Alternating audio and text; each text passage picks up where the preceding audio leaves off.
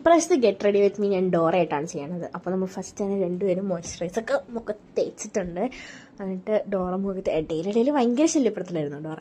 അത് കഴിഞ്ഞ ശേഷം ഞങ്ങൾ കുറച്ച് പൗഡർ ഇട്ടു രണ്ടുപേരും.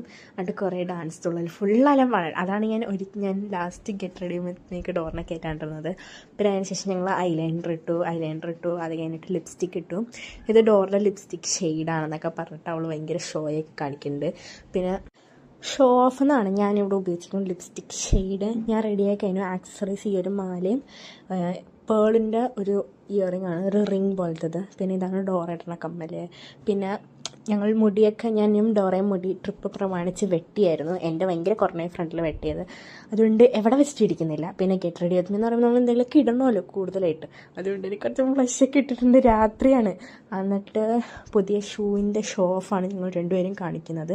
ഇതാണ് ഡോറിൻ്റെ ലുക്ക്, ഇതാണ് എൻ്റെ ലുക്ക്. അപ്പം അത്രേ ഉള്ളൂ. Tata bye.